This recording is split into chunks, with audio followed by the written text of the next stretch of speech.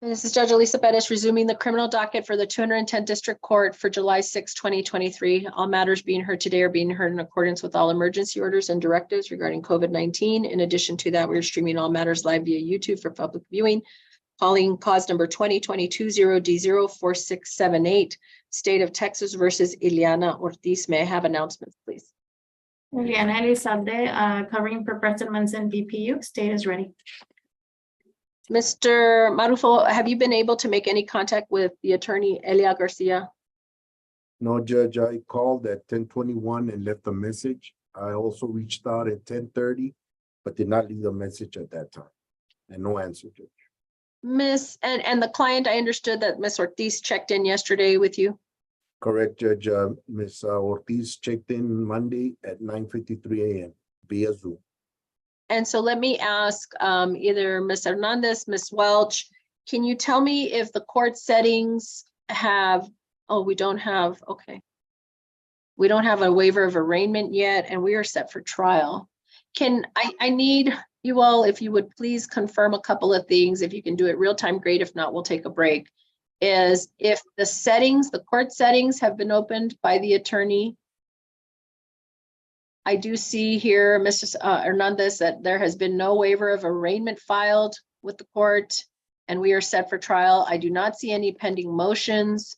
Ms. Welch, if you can confirm for me, basically, I see an entry of an appearance, and we are now set for trial. Ms. Elizalde, what is the rec in this case?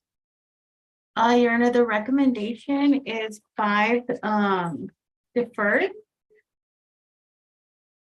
And I did want to pass along a message to the court from the assigned attorney that he has no contact with the defense attorney, and therefore less than 3 days out from trial, we're not sure where we stand. Are you has the state attempted to make contacts with Ms. Garcia? Your Honor, that I would not be able to provide an answer to. Okay, so maybe I'm misunderstanding. What is the representation that you're conveying from Mr. Munson? No contact with defense attorney, and the state is not ready due to no contact with the defense attorney. Judge, Yes, ma'am. also on May 1st, a follow-up email was sent to the attorney requesting the waiver of arraignment without any response. Would you make sure and get that filed as part of the court record in this case, please? Yes, sir. Yes, sir. Thank you. Judge, may I? Uh-huh. On your question for May 2nd, Judge, Mm-hmm. Ms. Garcia did not show up either. Her client did call that Monday to check in. I also left a message at 9:12 that day. Okay, well, let's go backwards. How about on the March 28th? I'm beginning to wonder if Ms. Elizalde has ever shown up on this case.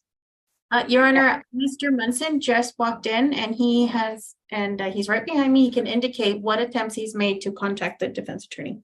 Thank you. Judge, I have tried to contact Miss Elia Garcia a few times via the cell phone that we have listed on, or the phone number that we have listed on portal, and we just I haven't heard anything back. All right. And I guess the last thing I'm asking about is the court settings to make sure that they were open.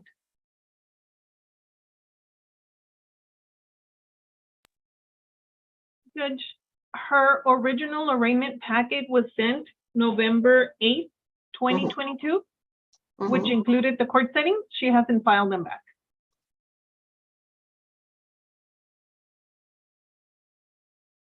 Okay.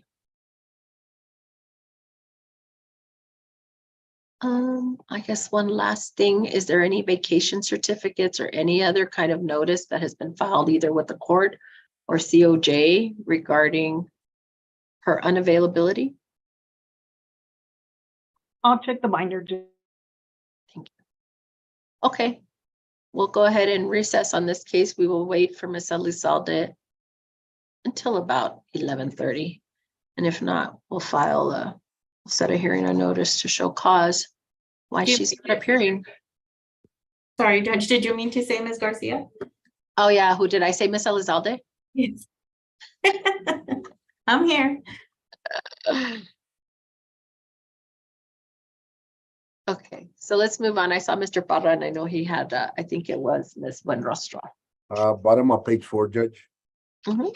In cause number 2021-0D0-2026 and 2021-0D0-2943 and 2023-0D0-1108, State of Texas versus Sylvia Maria Buenrostro. Announcement of council, please.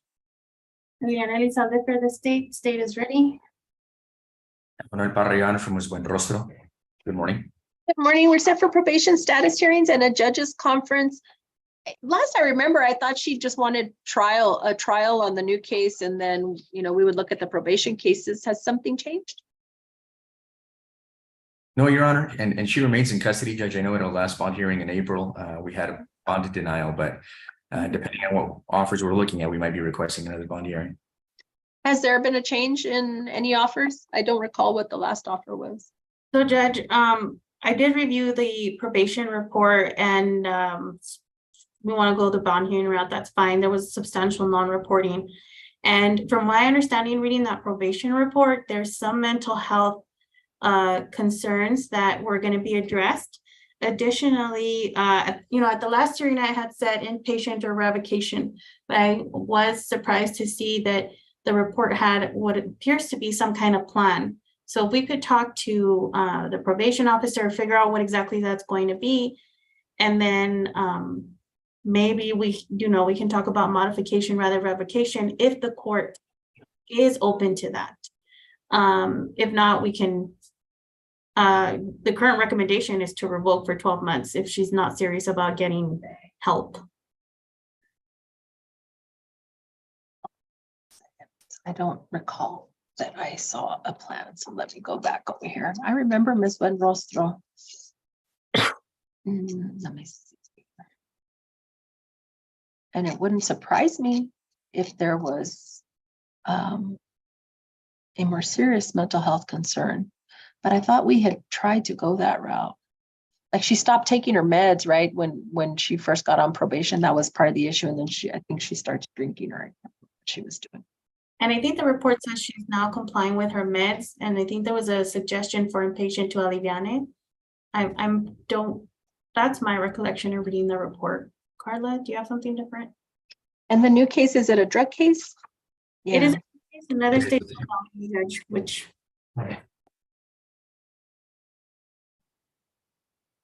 Your Honor, ma'am? Yes, Your Honor, with Ms. Buenrostro, she was already under the mental health caseload before she had been modified a few weeks after she had pled. And unfortunately, that's when she got rearrested and stopped reporting. Now, to date, she has been assessed through TAP, and for TAP's recommendation, Ms. Buenrostro is to participate. The recommendation is for her to participate in outpatient treatment, along with, referring her back to mental health or EHN and all that. Unfortunately, her Tacoma was closed due to her incarceration. As far as inpatient with aliviane, that would be something that she would have to be released in order for her to be assessed for that participation in inpatient, because she hasn't had any outpatient. And that's why TAP's recommendation is to start off with outpatient. I have some real concerns about her being compliant on an outpatient basis.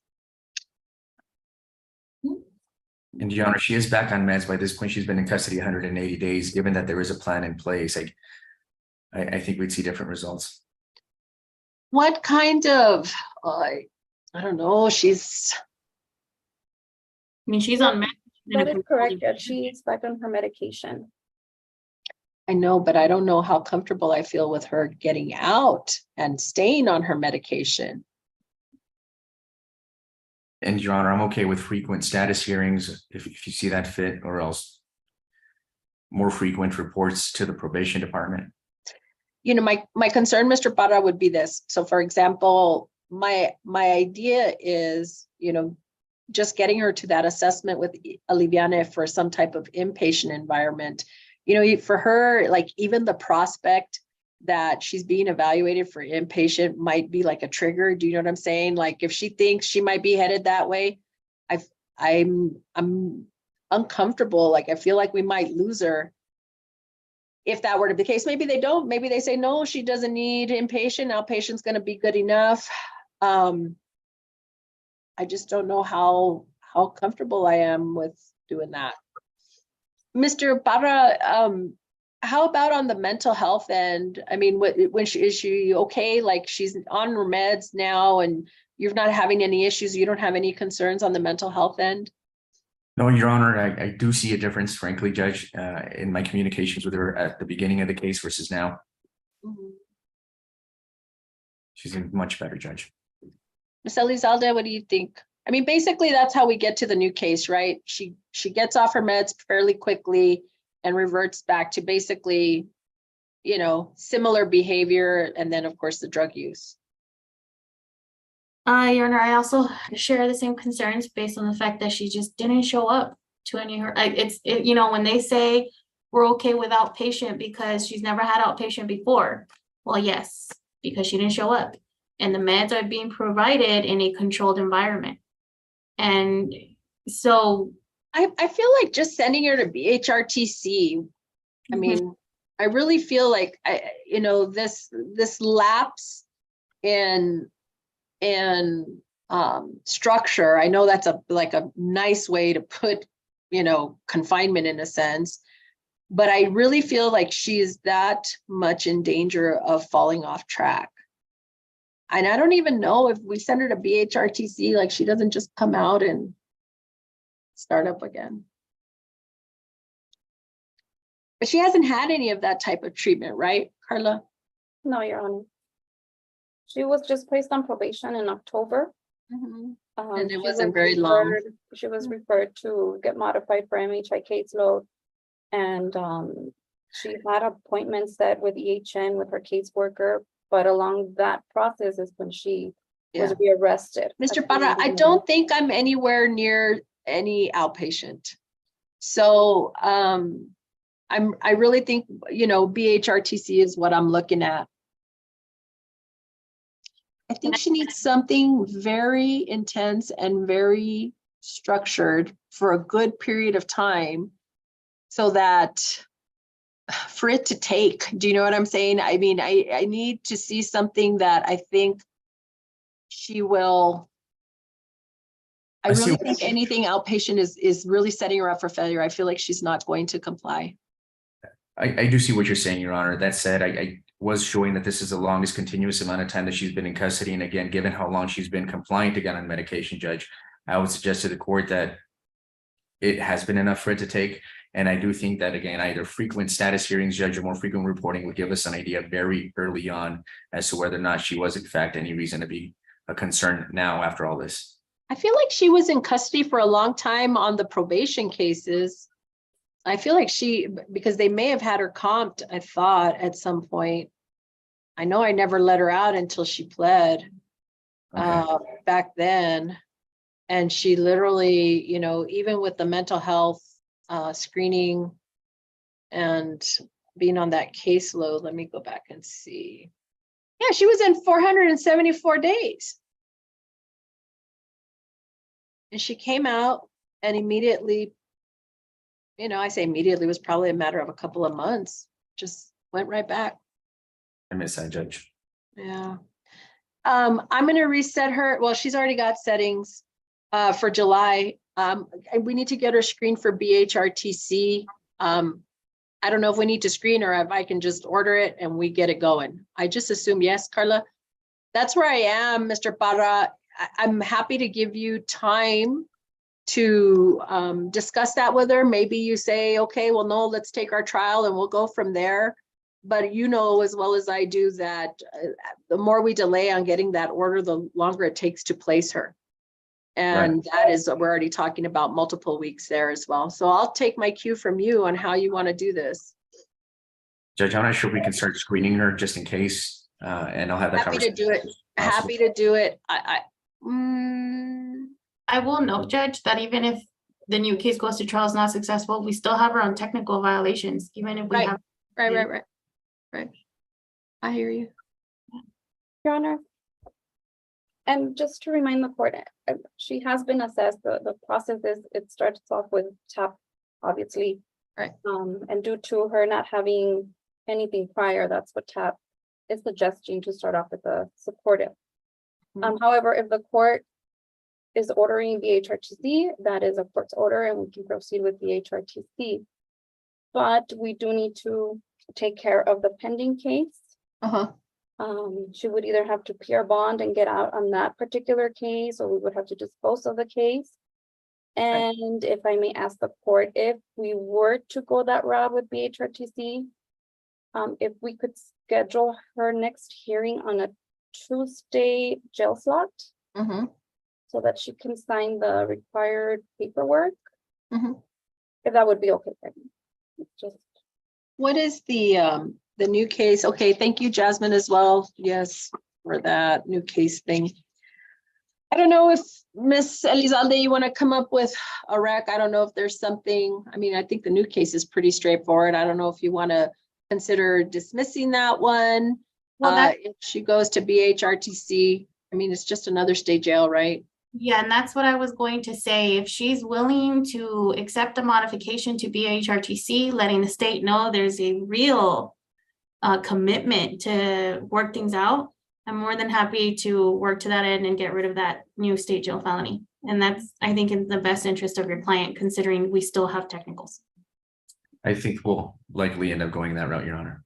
Let me change then for now, that July 18th setting to 3 p.m. So all of those cases should be set on July 18th at 9 a.m. Now we'll set them for 3 p.m. because if we're there, Mr. Parra, at a dismissal on the new case, modification on the 2 old cases, we'll do it at that slot. Well, we won't even need it because we're just modifying her. What am I talking about? Okay. Okay. Ándale pues. All right, thank you for your assistance. I know this one's some work. All right, so if we're good to go, Mr. Parra, do you have anything else? No, Your Honor, not until this afternoon. Okay, let's get to the last final hearing fee deadline. Thank you, Mr. Parra. Thank you, Judge. Ms. Elizalde. Thank you, Ms. Pineda. In cause number 2022-0D04678, State of Texas versus Ileana Ortiz. Announcement of council, please. Eliana Elizalde, covering for BPU. State is ready. Attorney Elia Garcia on behalf of Ms. We are set for a final hearing plea deadline. Before I ask the state for the rec, which I already have, Ms. Garcia, having some real concerns here. We have not been able to get responses or get you to show up for hearings on this case. I have you as a no-show for the previous setting. And that's actually, as far as I looked, was the May 2nd setting. I haven't received the initial settings back from you to include a waiver of arraignment. And the state has represented that they have been unable to get in contact with you to negotiate. Is Mr. Munson there, Ms. Elizalde? I am asking him to log on, Your Honor. Judge, I received 2 phone calls from the DA's office this morning, but I wasn't sure if it was concerning this case or another case that I have pending tomorrow. I didn't get a voicemail, so I wasn't sure who was calling. I just know that it was the DA's office because their number popped up on my on this case. I've been in contact with Ms. Ortiz. She's putting together a character packet. We're gonna lean towards resolving this case, and it's just a matter of negotiating the final details. Miss Elizalde, Miss Elizalde, I'm gonna get you all confused all day. Elia Garcia and Eliana Elizalde. Ms. Garcia, the state, and we're gonna hear it just from Mr. Munson, has said he has not been able to contact you over the pendency of this case. I have a May 1st email. Is it May 1st? Let me go back. Ms. Hernandez, it was November 18th. We emailed you the court packet with all the documents and you didn't respond. And then I have you as a no-show. What is going on? I'm working, Your Honor, my plan was to submit the character packet along with the waiver of arraignment signed by my client all together since I have an appointment with her pending. I've been in contact with her and she understands the current recommendation on this case. So- Ms. Garcia, it's not what I'm asking you. Why were you a no-show on May 2nd? I must have miscalendared that, Judge, because I don't have that on my calendar. Well, if you haven't returned the packet with the settings, I can imagine why. Do you have the packet with the settings, the waiver of arraignment? Yes, Your Honor, I do. Are you ready for trial on Friday? No, Judge, I'm not. Ms. Garcia, you know, I'm not one to nitpick when my staff does not alert me to an attorney's non-appearance. It is what it is, but it brings me a lot of concern. Your client is checking in, but not you, and you're not responding to the state, and we're at trial. There's no motions here. There's nothing. I don't know if, did you come in at 2801s? Do you have her down on February 28th? Was she present? No, Ms. Your Honor. Garcia, okay, well, here's a big problem. I need to know when these attorneys are not showing up. She has not, you had a pretrial 2801 motions deadline on February 28th and you didn't appear for that. Did you just forget this case, Ms. Garcia? What is going on? This is not, I do have it on my calendar. I can't recall what happened back in February or March, but I do have the February on my calendar. so you know of some dates, but not all of them? This really makes no sense. And it, you know, I don't know how effectively you're representing your client if you cannot show up to court. Yes, Your Honor. If the state cannot reach you. Mr. Munson, I want to hear about how you mentioned some contact. She says she had some phone calls just from yesterday, but I want to know, are we talking, have you been here for all of these hearings, Mr. Munson? I believe I'm not sure if I was here for the last hearing or not, but for most of these hearings, yes. So for example, on February 28th, the pretrial 2801 motions hearing, did you have a conversation with Ms. Garcia? I believe we did.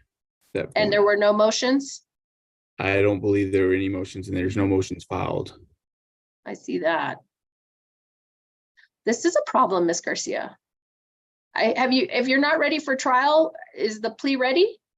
I mean, your client has checked in.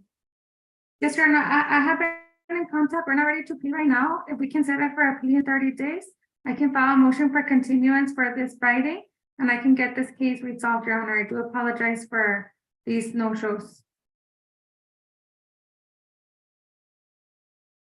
So where's Miss Ortiz? Are you able to get her on Zoom right now? She did check in yesterday to call her, Your Honor. Okay, we'll wait for you to get her so she can get onto Zoom. For now, we'll take a quick break. Mr. Munson, have you even been able to convey the rec? So the rec has been on portal since December. It's 5 deferred. Yes, Okay. Judge, I talked to Mr. Munson during these hearings about the current rec. Okay, we'll wait for your client. Thank Is you, Judge. anybody else ready to go? No? Okay, let's go take care of the in-person.